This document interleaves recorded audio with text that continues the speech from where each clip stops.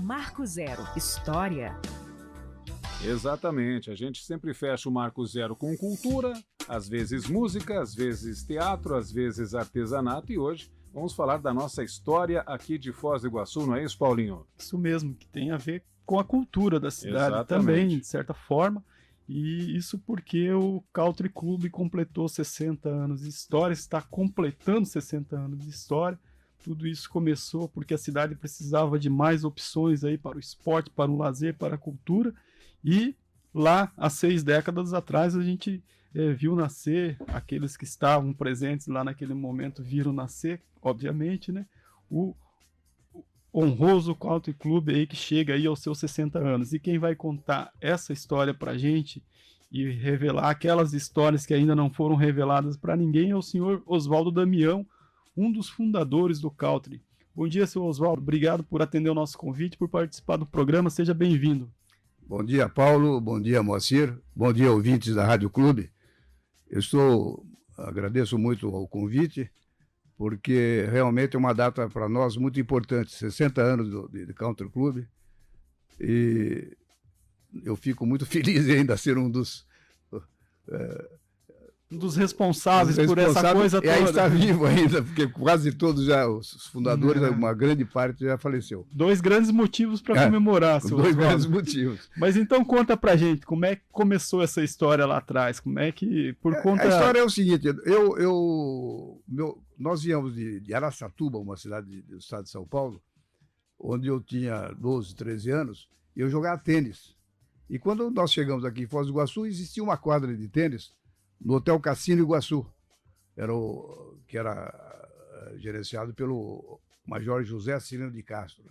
Esse major ele foi um dos revolucionários da coluna Prestes e tal, e ele recebeu politicamente como prêmio o Hotel Cassino Iguaçu, que seria um cassino aqui em Foz do Iguaçu, mas quando o Dutra assumiu a presidência, ele proibiu os jogos de cassino no Brasil. Então, eles tinham uma quadra ali e nós jogávamos tênis.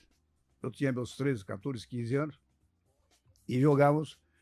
Depois eu fui estudar em São Paulo, quando eu voltei já aos 20 anos de idade.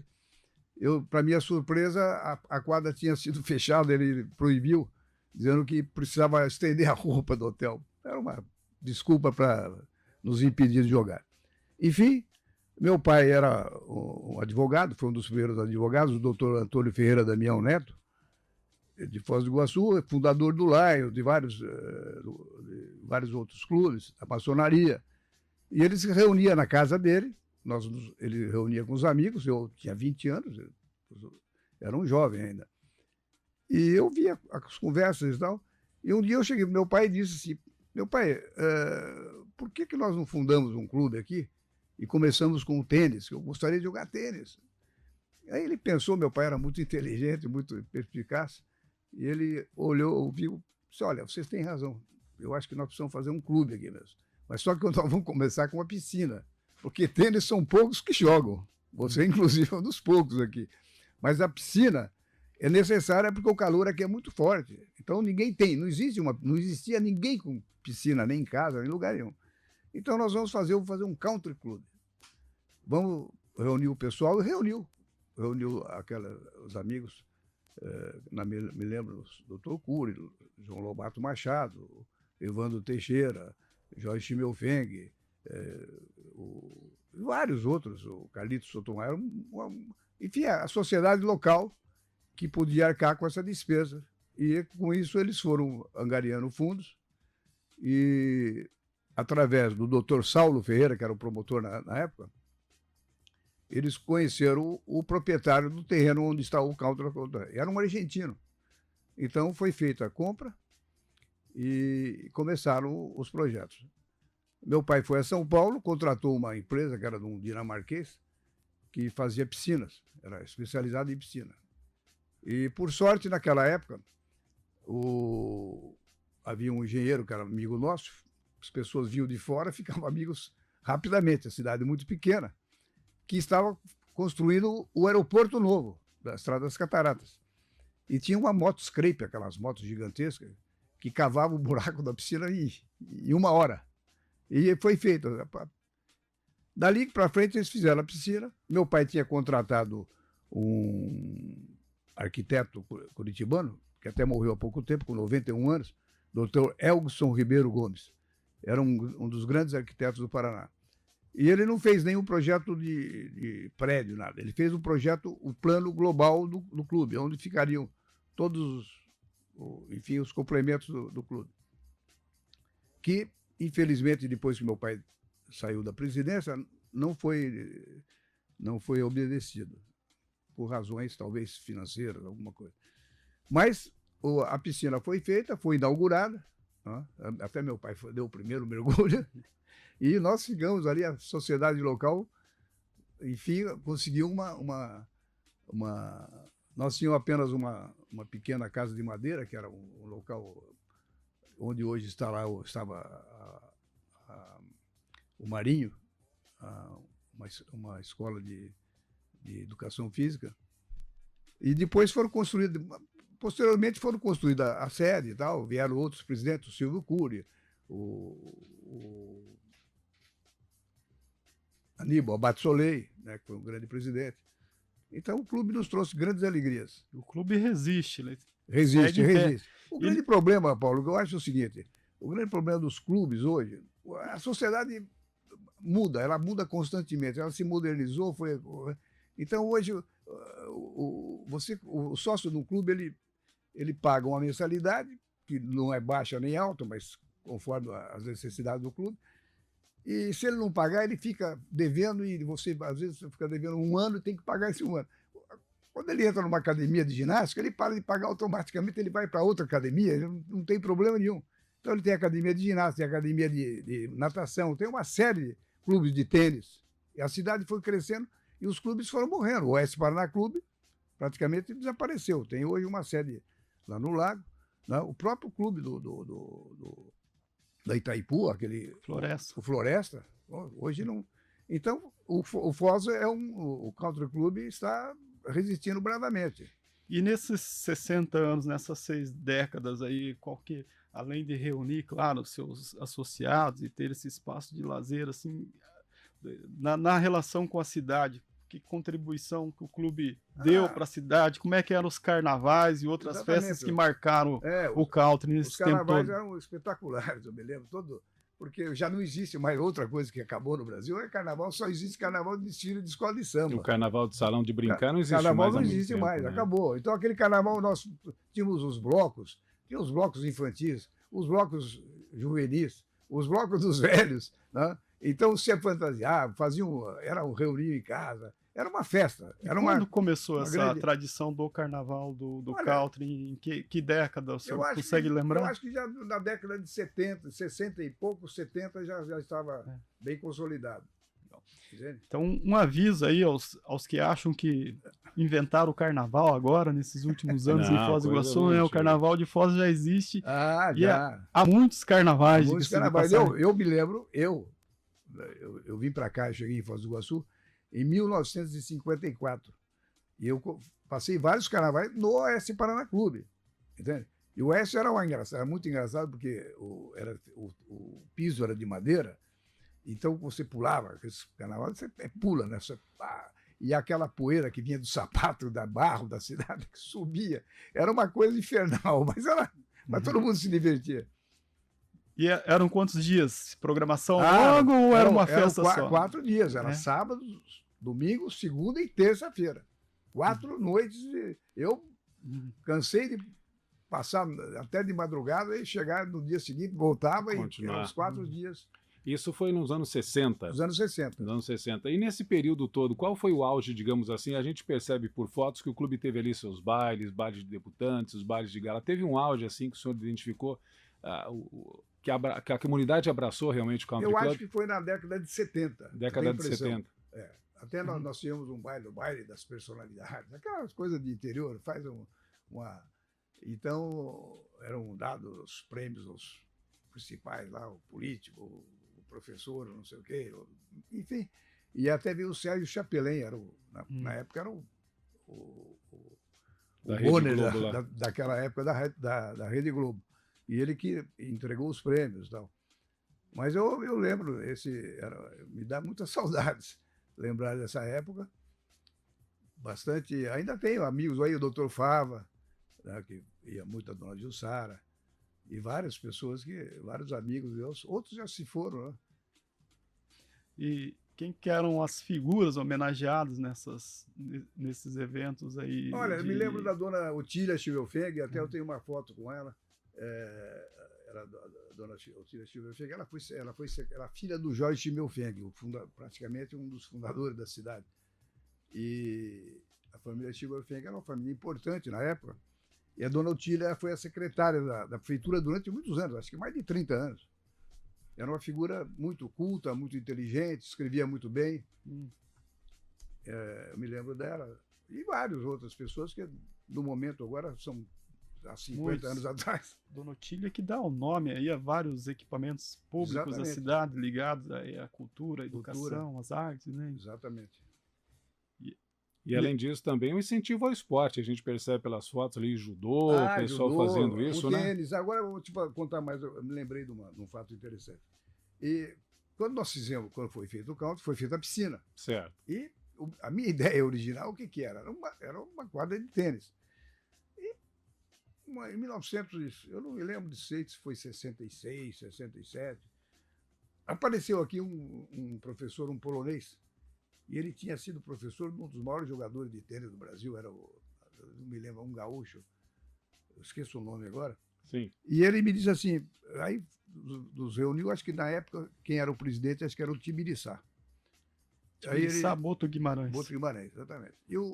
Ele disse, olha, eu entendo de quadra de tênis, sou professor, queria trabalhar aqui, vocês não querem fazer uma quadra de tênis? Eu falei, mas nós não temos nenhuma técnica. Eu disse, não é fácil, não tem problema, eu sei fazer.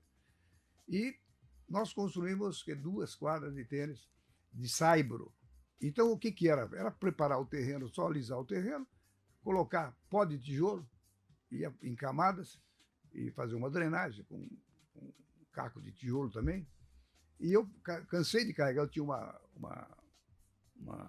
carro, naquela época era uma Chevrolet, não era picape, era essas vans que tem hoje. E eu carreguei muitos daqueles pó de tijolo, pedaços de tijolo, para levar para o clube. E fizemos ali as 2 primeiras quadras de tênis.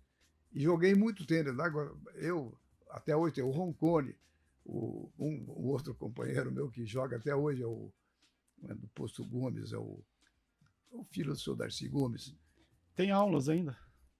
Como? Tem aulas de tênis ainda? Eu acho que ainda tem.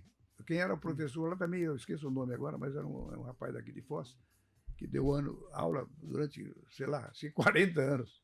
Tenho a impressão que está dando aula. Eu já encontrei com ele. Acredito que sim. Ele deve estar com 70 e poucos anos e está dando aula. Dando aula de tênis aí. De tênis. O country sempre foi nesse local que foi fundado, que hoje nós temos aqui, que está na área central da cidade. Na época não era uma área central ainda, né? Não era uma área central, porque quando eu cheguei em 54, até tem um fato interessante, porque meu pai veio para cá em 1953.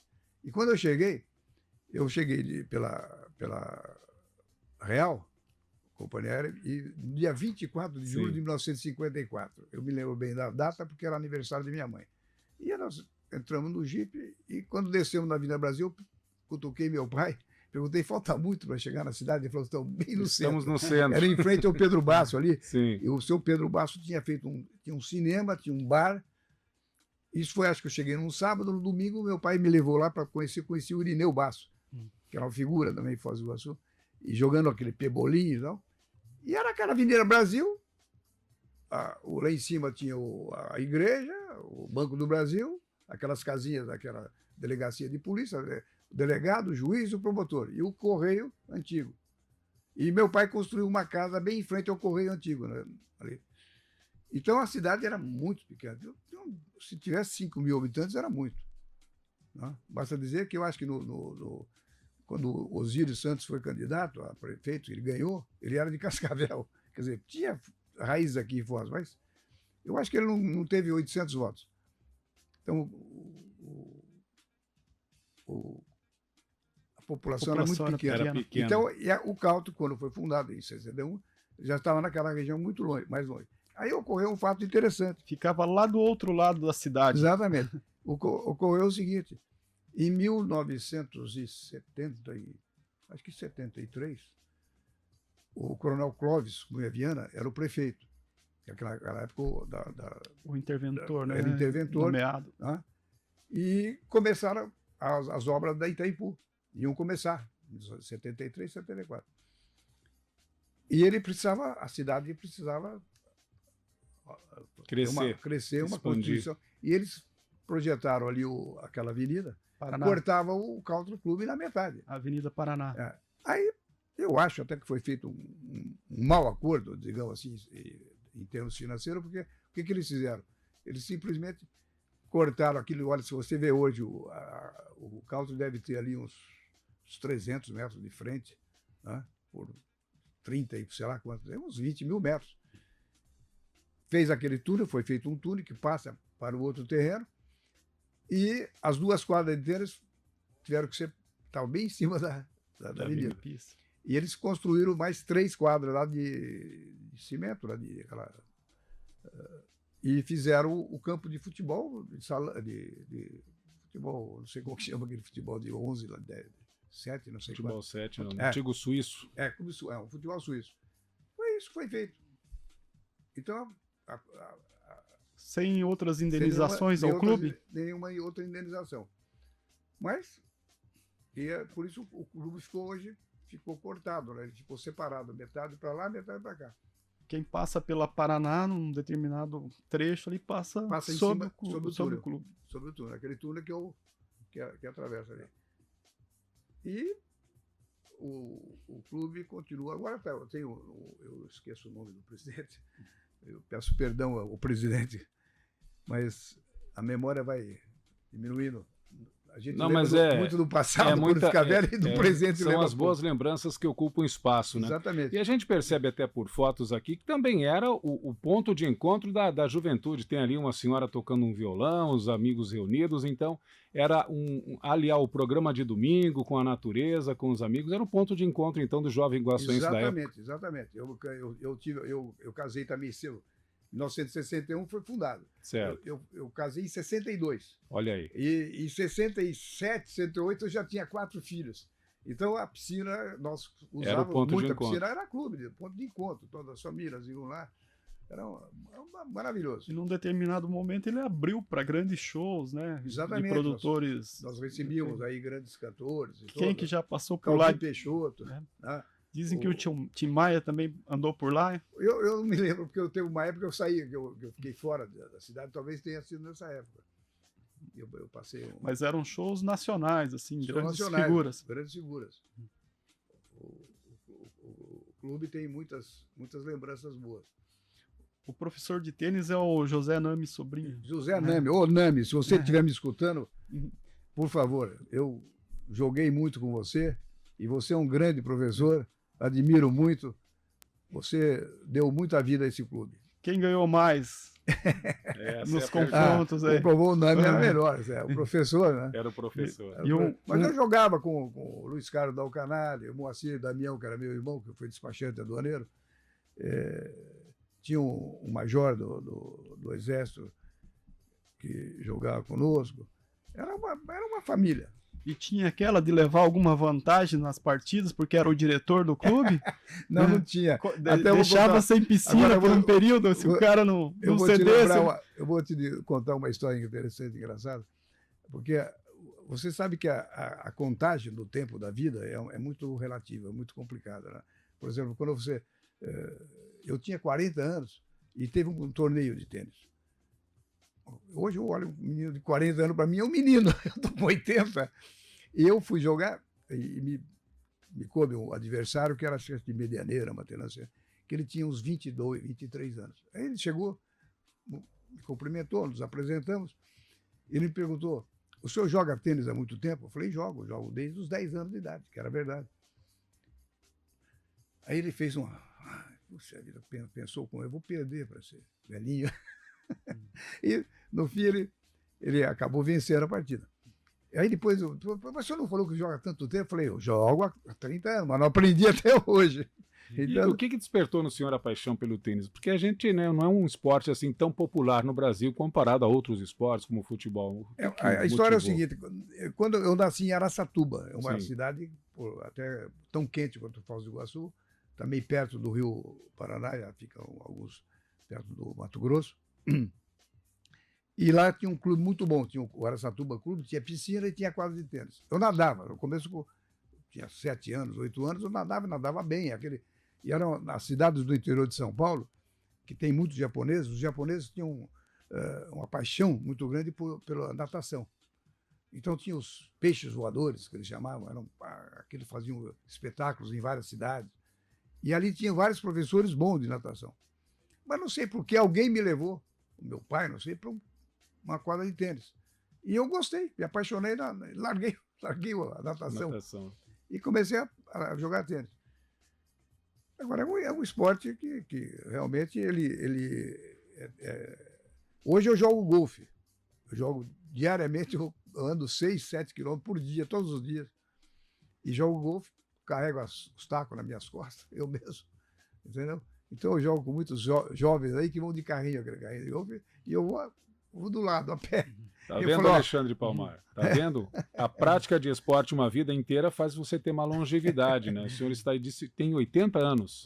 Vou completar 81 agora em outubro. Eu sou da mesma idade do Pelé. E sem 23 de outubro de 1940. E sem eu e o rei. demagogia. Quando o senhor Oswaldo entrou aqui, eu falei, tá com 65 por aí, 60 né? e poucos. Parabéns, Pensei a mesma obrigado, coisa, de verdade. Parabéns, parabéns. Ô, seu Oswaldo, e na época no auge aí dos clubes aqui em Foz do Iguaçu, tinha lá uma rivalidadezinha entre o Country Club e o Oeste, os dois aqui, que eram mais centrais? Tinha uma disputa, assim, quem chegava primeiro era tranquilo? Não existia. Tanto é que eu era sócio do Oeste Paraná Clube também. Tem um detalhe que eu até contei para um jornalista, que no dia que eu falei com o meu pai, um amigo nosso, o Jorge Schimmelfeng, que vem a ser neto do Jorge Schimmelfeng da rua, nome da rua. Jorge Schimmelfeng, prefeito, né, lá atrás, o primeiro prefeito de Foz do Iguaçu. Em 1927. Jorge Schimmelfeng Neto. Neto, seu contemporâneo. E depois ele foi aqui em Foz do Iguaçu, ele era dono de uma farmácia, drogaria americana, e depois ele fundou a Companhia Telefônica de Foz. Ele foi o fundador da Companhia Telefônica de Foz, que depois foi absorvida pela Telepar. E o Jorge, naquele momento, disse, não, eu sou contra. Porque enquanto houver o Oeste Paraná Clube, que meu pai fundou, saudosismo. eu não quero... Aí, passados uns dias, ele esqueceu e acabou, eram companheiros, acabou se associando também, foi um dos sócios fundadores. Bem, olhando para trás, assim, olhando todas essas histórias, o que o Country Club representa na sua vida, seu Oswaldo? Olha, representa muito, porque além de eu ter tido a ideia original, e meu pai ter abraçado essa causa, e agradeço também a todos os outros fundadores, todos eles têm o mérito, são pessoas que lutaram. Para enumerar aqui, eu tinha que pegar aquela lista dos fundadores, mas foi uma demonstração, foi a primeira demonstração da cidade de coesão, né, de vontade de crescimento, um senso de comunidade. Um senso de comunidade. Aquilo trazia para nós muito bom astral, digamos. Era muito importante, foi muito importante na minha vida. Para comemorar essas 6 décadas, tem uma programação especial organizada pelo clube? Não, eu não tenho, porque na verdade eu frequento o clube quase que diariamente, mas eu frequento o seguinte, nós temos lá uma sala em que eu fundei aqui com alguns amigos o Clube da Sinuca. Embora eu seja um jogador medíocre, nós tínhamos companheiros ótimos, excelentes, bons jogadores. Né? Tem um que era um dos campeões brasileiros. E nós organizamos eu gostava de jogar snooker, passar tempo. O Sérgio Lobato, que faleceu agora recentemente, o Bilo, que foi funcionário da prefeitura durante muitos anos, e nós tínhamos esse campeão, era o Serginho, e fundamos esse clube só para jogar snooker. Mas nós, jogando snooker, nós jogávamos, às vezes, no Oeste Paraná Clube e tal, que tinha lá uma mesa de sinuca, onde está hoje o mercado, né, o Ítalo. E após a sinuca, tinha uma mesa, vamos jogar um baralho, e começamos a jogar baralho. Então, os amigos ali, nós éramos 10, 11, 12, né? E não tinha mais local para... Descobrimos uma sala no Country Club, uma sala em cima do... que foi até uma boatezinha lá do tempo dos meninos. Eu já era mais adulto, e os meninos de 15, 16 anos fizeram lá, o clube fez uma boate, lá era no tempo da discoteca, né? Sim. E hoje essa sala estava parada, nós alugamos a sala, apesar que todos os componentes ali são sócios do clube. Então, nós estamos... E temos a mesa de snooker, temos ali nosso clube de baralho, e, infelizmente, nós já estamos apenas em 5, de 12, já todos quase foram... E o clube ainda eu frequento diariamente, então eu não sei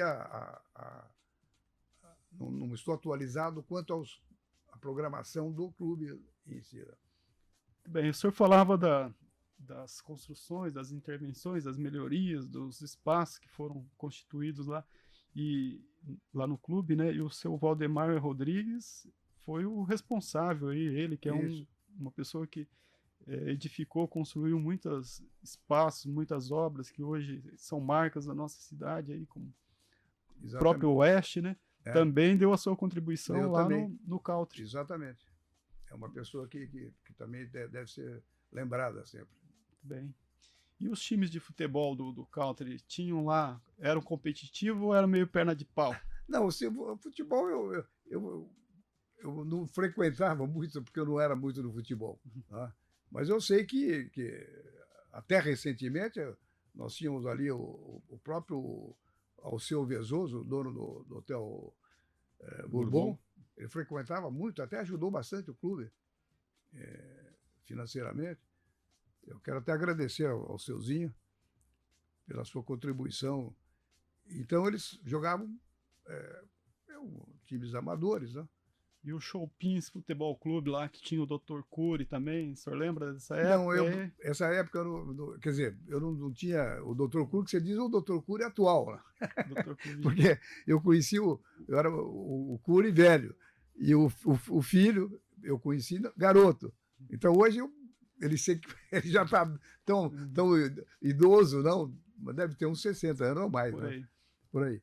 Então, eu conheci ele menino. Como eu conheci quase todas... Enfim, os clubes de futebol aqui, que eu me lembro, na minha época, eram 84 futebol clube, que foi fundado pelo Kid Chocolate. O Kid Chocolate era um marinheiro, veio da marinha e lutava boxe. Então ele fez o 84 e lutava boxe.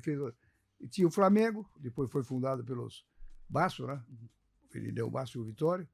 O ABC, Futebol Clube. Tinha uma rivalidade e o Guairacá. ABC e o Flamengo. O Flamengo, o Guairacá. Depois vieram os outros.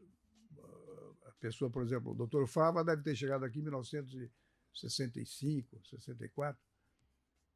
Aí eles fundaram, parece que o Vasco. Tá? Já então, no contexto da construção da ponte, né? Exatamente. Muitos portugueses aí ligados. Aí tem o Zé da Ponte, né, que também era um folião. Agora eu quero me lembrar aqui dos foliões da época.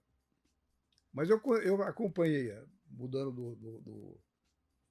do Country para coisa, o progresso de Foz, desde a construção da ponte, da amizade, né, cansei, e até eu passei uma vez, quando inauguraram o Hotel Cassino Acaraí, eu passei de carro, eles não tinham feito a parte de concreto ainda, fizeram daquele arco, Sim. Fizeram uma de madeira e nós passamos de carro para a inauguração do Hotel Cassino Acaraí.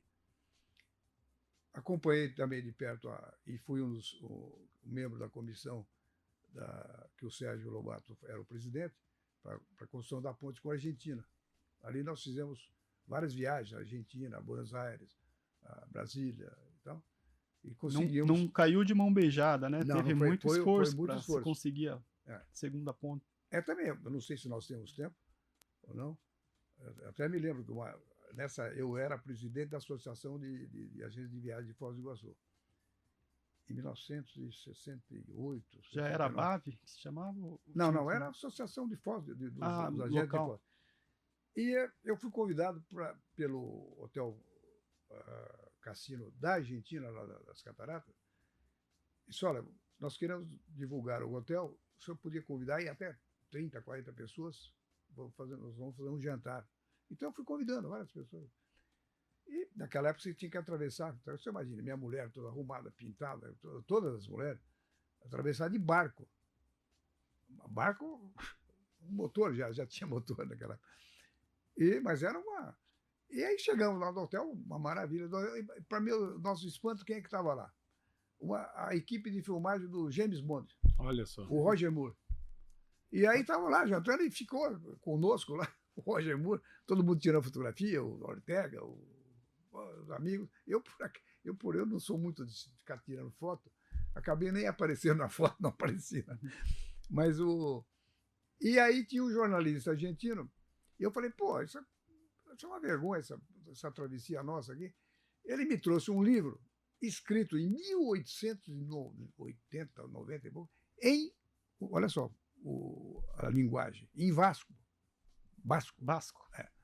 de um engenheiro basco que dizia que podia se fazer uma ponte ali perto das cataratas mesmo, que é naquele cânion, que é mais estreito, que seria muito útil e tal. Me lembro até hoje, eu não me esqueço da figura que tinha um desenho de um trator a vapor. Olha só. A vapor, porque não tinha ainda o motor. Era a tecnologia da época. Né? Eu fiquei pensando, falei, eu li o livro, falei, pô, vamos fazer o seguinte, vamos fazer uma comissão argentina e brasileira para pressionar os governos para fazer a ponte, construir a ponte. E como eu já estava também deixando o cargo de coisa, eu sabia que o Sérgio Lobato era um setor dinâmico. Falei, Sérgio, você vai ter que encabeçar isso aqui. Você encabeça e faça, eu participo também, mas eu não quero ser o condutor. E aí ele pegou, nós fizemos várias viagens, ele trabalhou bastante. E por incrível que pareça, o resultado foi rápido. Acho que 2, 3 anos foi construída a ponte. E agora tem essa outra ponte também que demorou um pouquinho mais. E até nós temos lá um terreno muito grande lá do lado, a ponte bem do lado, o meu filho. E fizemos negócio agora com uma empresa que vai construir uma roda gigante. Já começou. A fundação está quase pronta. Menos de um ano agora vai ficar pronta. Uma roda gigante de 83 metros de altura, semelhante àquela London Eye. Eles instalaram a rede, a roda do Rio de Janeiro. É a mesma empresa. Então você imagina o que vai ficar aquele local aí. Nós temos aqui comentários, Paulinho. A Mariana Ritt diz o seguinte, que passou a infância e a adolescência no Country Club e hoje volta a associar também os filhos para continuar a sua história e trajetória. A Tânia Santos diz que está com muitas saudades do Country Club, adorava a piscina, quadra de tênis, alguns aniversários das amigas que debutavam naquela época, diz que foi uma fase de vida inesquecível. O Ney Schimmelfeng, conforme comentava um familiar, a sua prima, Foz é tão pobre de documentação e preservação que temos louvar uma iniciativa dessas assim que se sabe que o clube não desapareça. Aquilo que a gente sempre fala, né? Falta documentação, falta um museu para Foz do Iguaçu para termos belas histórias. O Valmor Bonfim Maciel foi o eterno Rei Momo, parabeniza pelos 60 anos. Mauro Ramires dá parabéns a todos dos Carnavais da Saudade. E a Tânia Pastorello também parabeniza pelos 60 anos do Country Club. Então, a trajetória é de várias gerações, né, seu Oswaldo? Dos anos 50, 60, 70. Marilena Ritt? A primeira foi a Mariane. Mariane Ritt. Mariane Ritt está escutando a nossa... Deixa eu só confirmar aqui. Nossa conversa? Não? Talvez. Mariana. Está escutando, está no ar. Está no ar. Isso. Eu conheci teu pai, teu avô, e vocês são da minha cidade, de Araçatuba. Olha aí. Ele tinha uma loja ali aquela esquininha da JK com a República Argentina. Muito bem. Você, então é isso. Nosso tempo chegou ao fim aí, a conversa boa Eu passa ia dizer logo assim, e a eu não gente... sou o Moacir, eu sou o Oswaldo. Porque o Moacir é meu irmão. Mas o Moacir Tá tudo em casa, Tá então. tudo em casa. Então, a gente Então, liga. nosso Moacir aqui da Moacir. condução do programa, É, a gente gente boa. vai ficando por aqui. Lembrando que lá no portal H2 Foz a gente tem uma matéria especial feita pelo Marcos Iwamoto sobre os 60 anos do Country Club. Então, quem quer se aprofundar aí, quem não conhece, ou quem quer relembrar as histórias, inclusive tem um mosaico de fotos lá históricas bem interessante. Acesse o portal H2 Foz, está tudo lá. E a gente agradece muitíssimo a presença do seu Oswaldo por ter compartilhado essas histórias todas aí, trazido essas lembranças e, claro, uma contribuição aí, né, para a gente contar e manter viva a história da nossa cidade. Obrigado, seu Oswaldo. Muito obrigado, Paulo. Muito obrigado, Moacir, a Rádio Obrigado. Clube de Foz do Iguaçu. E eu agradeço muito essa oportunidade de contar alguma história que seja interessante. Exatamente. Alexandre. É isso, Eu Alexandre. queria também agradecer ao senhor Oswaldo por ter atendido esse convite nosso aqui. E agradecer ao Marcos Kedrick, né? Yamamoto. Ele é filho do Japa, do boleiro. Acho que o senhor deve lembrar dele. Acho que tá escrito na matéria, o Marcos Kedrick faz a referência. E eu não sabia, mas o pai dele disse que era craque ali no futebol 7, no futebol suíço. O Japa, jogador de futebol. É. Então ele mandou. Acho que foi ele que conversou com o Foi senhor. ele que conversou comigo. E resgatou O Marcos, todas aquelas fotos e recortes de jornal. Falamos bastante, até eu fico falando sobre essa memória de Foz. Eu tinha falado o seguinte: por que não fazer uma campanha? O Grécio ali, aquele prédio do Grécio, eu trabalhei lá naquele prédio. Em 1955 eu trabalhei na Real Aerovias. Trabalhei durante um ano ali, despachando aviões. Em 1955, são quantos anos? Quase 70 anos. Vai fazer mais um pouquinho, faz 70 anos. E aquele prédio pertencia fizeram um clube. Eu não vejo porquê. Ali deveria ser a sede do Museu da Memória de Foz do Iguaçu. Eu gostaria que vocês encampassem essa ideia aí. Além do prédio ali, tem um acervo, né? Inclusive aeronáutico, né, na Exatamente, cidade, exatamente. riquíssimo, que precisa ser colocado aí em proteção e à disposição da E à comunidade disposição para da conhecer comunidade. tudo. Tá em pauta, né, senhor Oswaldo? Tá em pauta aqui para a gente trazer essa questão do patrimônio público, a questão dos imóveis, não só imóveis, os tombamentos dos imóveis, mas tudo aquilo que envolve o patrimônio público. Essa é uma preocupação constante nossa aqui do Marco Zero da Rádio Clube. Porque eu não sei como que se apropriaram daquilo assim. Qual foi o resultado? Bom, Não, o O importante meu é que- sonho de consumo era o Colégio Bartolomeu Mitre. Eu acho que ali tinha que ser um museu da cidade. o Colégio Mas- o Bartolomeu, que eu estudei também, fui a primeira Exato, turma que eu formei. E agora está fora do ar, né? Não, estamos no Tá ar no ar. ainda, mas pode falar, seu Oswaldo, não tem E problema. o outro é o Cassino Iguaçu, trabalhei lá também. Exatamente. Então eu estudei trabalhei lá fundei um aeroclube também, que é Foz do Iguaçu, em 1962. Então nós tivemos essa memória precisa ser preservada. A gente trata muito mal da nossa história, da nossa Exatamente. memória, né? Marco Zero, onde tudo começa.